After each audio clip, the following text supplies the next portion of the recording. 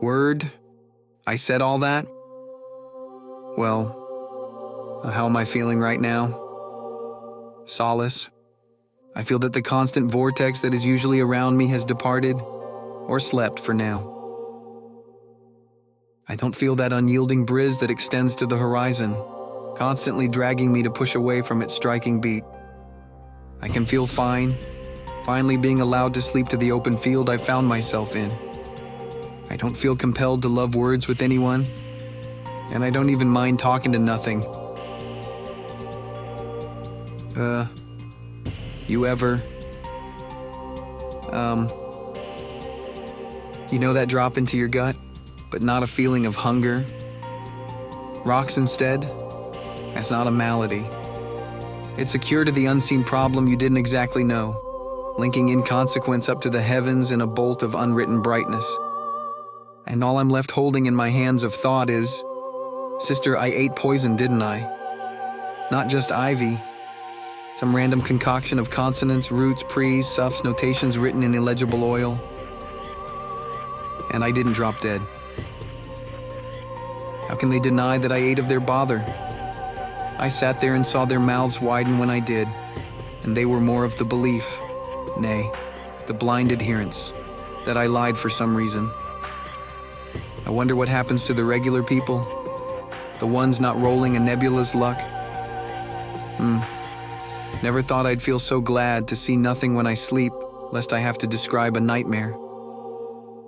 Anything could be in there. Anything can happen after they. Yet as much as I say anything, what I'm trying to hide is thaumaturgy, without saturated luster around it. Drugs. Well, I call that therapy, but that's a cover for a dirty dependence that clawed into my life years ago. What else could sit inside my head and flick me what to do? Let's be real.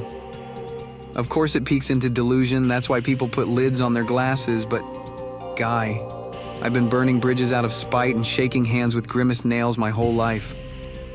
Why? It just is. So trust me when I say I know the process well enough to differentiate forms within its soup. Someone laughs at simplicity, or has the most uninterested eyes while I speak to heart. And I know that I can't go that way. Something just kicks, and a path within me is completely, logically, locked off from performing the success of the system I'm currently in. This usually manifests out of me as screaming to a wind of butterflies. Now see, I know what a prayer is as well as I know how well a hope can be built into someone, then dropped entirely to destroy them with the natural order of things. A better word to think of is confession. I'm sure you've seen it all over. Friend, why don't you bare your heart at me? Let me into your most sacred earth. I am of authority, after all. Well, if they ever said it like that, no one would trust them. But the point still stands. Imagine what a man, a miserable remedy of mute meter and meaty orgies, could do if he gave that information to someone with no presence to you whatsoever. Now imagine what that friend could do with the power to lock you up if you didn't listen. I'm sure you see the picture. Because what is friendship other than a flash of imagery between slaves at long distance, blindly spouting water forth and being surprised to see manifest magic of mundane powers? It's horrifying. Because if I say anything real, then the guillotines are sharpened, as all tyrants will to do. But it don't matter because there isn't any way they can get rid of this memory. It exists along a spaced line of small dots that you know a benevolent lord will never get rid of. Debt. Context can be created by placing any two things next to each other over time.